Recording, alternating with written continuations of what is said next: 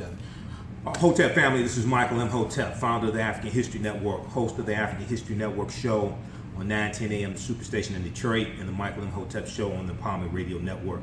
I'm here at the State of the Black World Conference number 4, 2016 in Newark, New Jersey, and I'm here with my man, Dr. Greg Carr, chair of the Afro-American Studies Department at Howard University. How you doing today, brother? Always good to see you, Brother Mike. Good to be with you, brother. Absolutely. Well, good to be with your folks. Thank you. Well, you see him sometimes on News One Now with Roland Martin. He's always bringing the truth, always breaking it down. And Mike guest host on Roland Martin's radio show. I guest host on Roland's radio show, absolutely. But last night we were leaving the conference and we're going up to we're getting on the elevator, and we were talking about the recent events and the picks that Donald Trump is making for his cabinet. Yes, sir. And we talked about Jeff Sessions. Yes. Republican senator from Alabama, been in the Senate about 30 years. Yes, sir. Tell us, what were you talking about Jeff Sessions? Well, you know, Jefferson. Jefferson Davis. Jefferson Beauregard Davis. Yes. This guy sounds like a cartoon character, man. Yes. But, you know, at least the cartoon character is fake. Right. Jefferson Davis, man. Jeff Beauregard Sessions is a terrible pig, man. The guy is unbelievably retrograde in his attitude toward black people. Yes. He was up for a judgeship in 1986. Correct. In the under the Ronald Reagan administration. Right. Excuse me, y'all, for cussing. I usually don't say that one's name. Right. But they've given your generation a better curse word named Donald John Trump. Right. But under Ronald Reagan nominated him for a federal judgeship. Right. 86, and, yes. And the Republican-controlled Senate did not confirm him. Right. In fact, the concern at the time was that he was a racist. Right. He was too racist. And then also he tried to prosecute a group of black activists. Well, he did prosecute him. He took him to trial. Yeah. He tried to prosecute them as well. He took him to trial, man, when he was in Alabama Absolutely. working as an attorney. And what you had in that case is he tried to prosecute some elderly black folks whose applications to vote had been collected by others and delivered for voter fraud. And the jury, he brought that trial to jury. In one instance, a man in his 90s, in fact. He trying to prosecute black people for registering to vote. The jury, of course, acquitted them. Right. This racist, this Klan sympathizer and supporter who said once that he said the Klan isn't bad. You know, they were all right until I found out that they smoked marijuana. Exactly. You know, Jeff. And even though he said he was joking, but it's like that's not something to play with. It's not a joke. That's not something to play with. Of course, it's not a joke, man. Right. I mean, Jeff Sessions is there is a joke in Jeff Sessions, namely him. Right. Jeff Sessions is a racist. Right. And also he's TheNation.com has an article about Ari Berman from yesterday, November 18th. Jeff Sessions, Trump's pick for Attorney General, is a fierce opponent to civil rights. And last night, MSNBC and CNN, they were talking about this. And in the article, they say he wrongly prosecuted black activists for voter fraud, was blocked from a judgeship because of racist statements, and opposed the Voting Rights Act. Now, the Voting Rights Act is 1965. Yeah, well, okay. I mean, the Voting Rights Act changed Jeff Sessions' people's way of life. Yes, Alabama is part of the old Confederacy. Right, and, Jeff Sessions, who said the Voting Rights Act is excessive. Remember, Alabama is the state that produced Shelby County versus Eric Holder. Yeah. The case that made it to the Supreme Court, where a feckless band of judges, including a man who was made himself infamous by being a traitor to his race, a traitor to black people, Clarence Thomas, voted to eviscerate Section 4 of the Voting Rights Act. Section 4 of the Voting Rights Act. And 5, because it affects 5. Well, yeah, Section 5 of the Voting Rights Act, they knew if they attacked Section 4, you didn't have to worry about Section 5. Section 5 is the pre-clearance section, which basically says that you must effectively you have to submit. If you're going to change your laws in jurisdictions that are covered by the Voting Rights Act, you have to submit them for federal scrutiny. Right. Well, what you see is that once the Supreme Court in Shelby County, Alabama, versus Holder said that times had changed. This, of course, was was the feckless racist who was the Chief Justice of the Supreme Court, John Roberts, who somehow found it hard to believe that racism still existed. Exactly. In 2012. That's probably because he's not the target of racism. Well, I mean, he's the true beneficiary of racism. Exactly. The white privilege. Yes, exactly. Of course, then 14 states in this country changed their voting laws between the decision in Shelby County versus Holder and the election of 2016. Right. And of course, Jeff Sessoms, an opponent of the Voting Rights Act, would be an opponent because Alabama. The only Negroes that Sessoms probably likes is the ones that run up and down the field for the University of Alabama. Bring him his tea. Well, of course. And cook his food. Yeah, exactly. Like some of his namesakes from the 19th century, Beauregard, which is just like a beautiful Confederate general name. Right. But Jeff Sessoms is a remarkable racist, and he will be opposed. He will also be confirmed. Yeah, because the Democrats are going to lay down for him. They can't stop him. They can't stop him because the Republicans have a majority. Yeah, and the Democrats removed the capacity to filibuster everything but Supreme Court nominations. Right. When they were in power. Right. Trying to help Barack Obama. Well, Barack Obama didn't take full advantage of that Democratic majority the first 2 years he was in.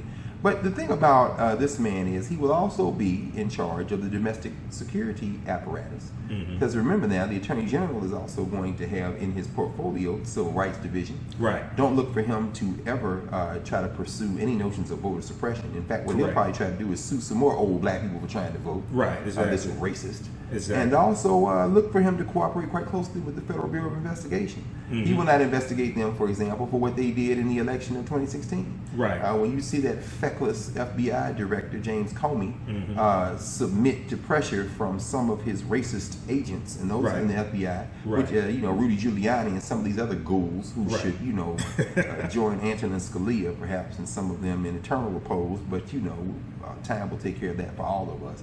But some of those agents, in fact, people think put pressure on Comey to basically throw the FBI's weight behind Donald Trump for all intents and purposes. Well, from my understanding and research on this, there's a pro-Trump faction within the FBI. There's a pro-fascist traction, and when they know they could use Trump for what they need. Right. But that element will now have as the head, the top cop, as it will, the chief law enforcement officer in the United States, will have Jeff Sessoms. Right. Who will not only not stand in their way, but who will cooperate. Exactly. So you have that going on. Yeah. You have the FBI reports to the new COINTELPRO. Yeah, the FBI reports to the DOJ, the U.S. Marshals, the DEA. Yes. All that is under the auspices of the Department of Justice. Jeff Sessoms is a staunch anti-brown person when it comes to this question of immigration. Right. He is a Southern nationalist. Right.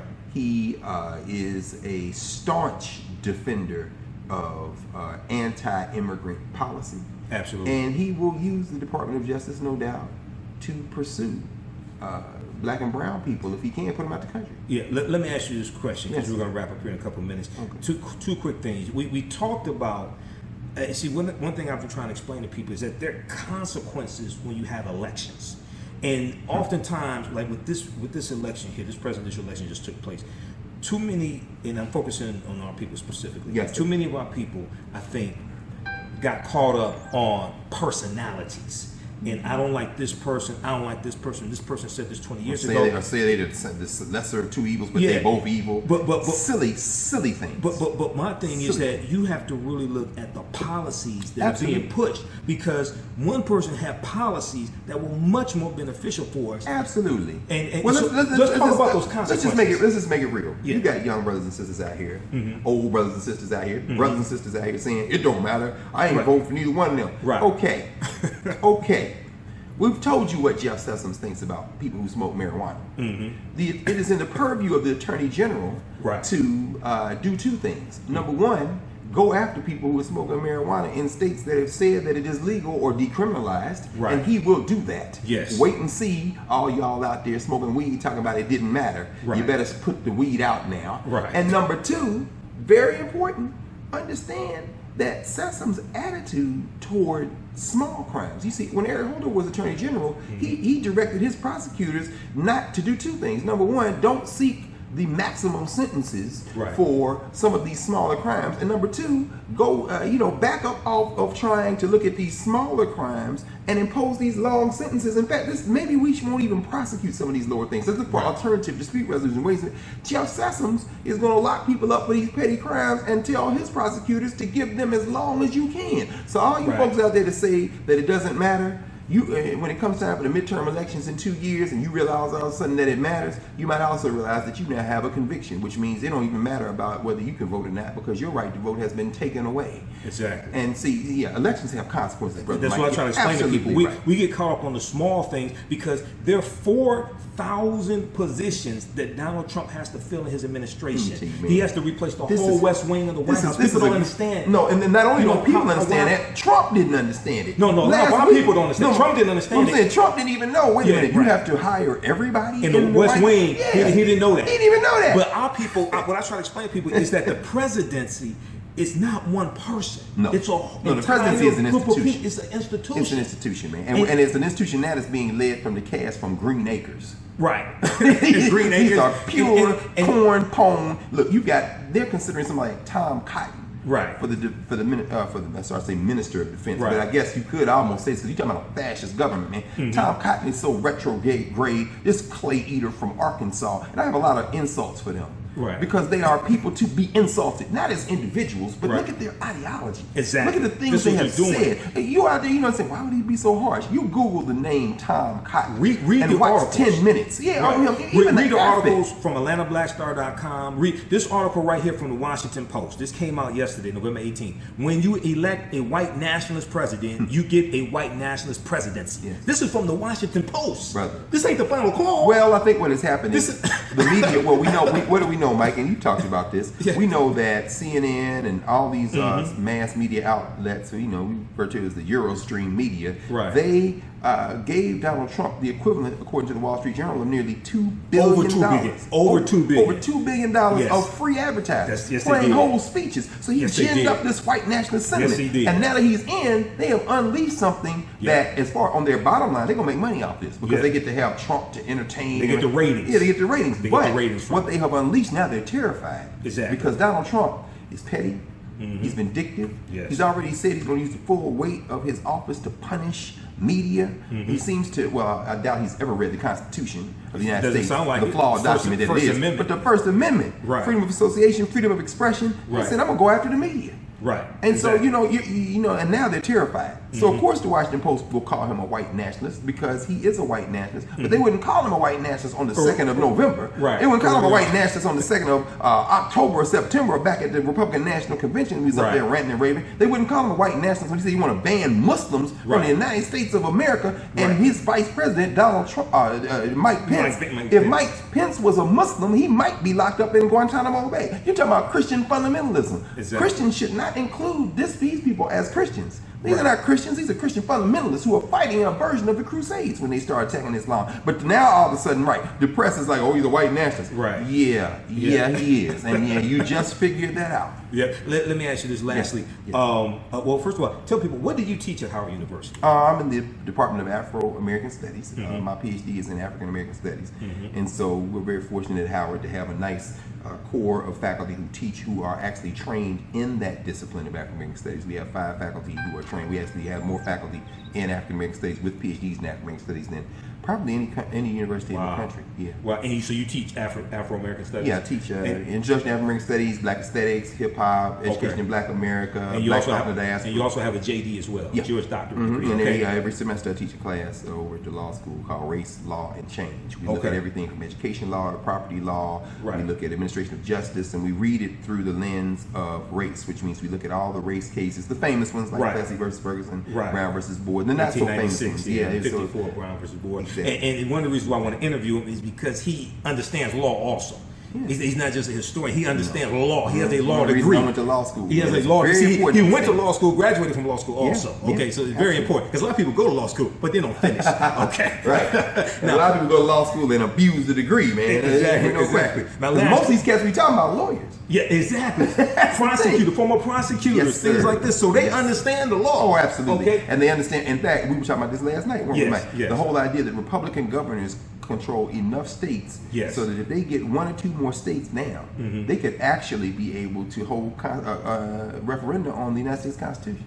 Exactly, because you're talking about to remove an amendment? Oh, yeah, or Because- to amend an amendment. The 14th Amendment of the United States, for example, they've been talking about birthright citizenship, if you've been paying very close attention. Yeah. So somebody says, well, you know, my mother or father came here legally from another country, Mexico, let's say Guatemala, Honduras, but I was born here, which Right. means I'm a citizen. Right. These white nationalists are trying to figure out a way, and they've already floated the idea of saying, well, you know, perhaps we could go back and look at that. Maybe if you were Right. born here but your parents weren't, we could look at that citizenship. Exactly. That means tampering with the 14th Amendment. And to change an amendment, That's what they right. have to do, they have to write the bill, sponsor the bill. It has to pass the U.S. Senate, U.S. House of Representatives. That's right. Then it has to go for the ratification process. That's exactly right. So first it has to pass the U.S. Senate and House by two-thirds Two-thirds vote. vote. Then it goes to all 50 states. Right. The state legislatures have to Right. pass. That's it has right. to pass three-quarters Three-quarters of the states. of those states by two-thirds vote. That's right. So 38 out of 50. It That's has right. to pass by two-thirds vote. That's right. Okay? That's So right. what they're doing, see, we don't understand politics. No.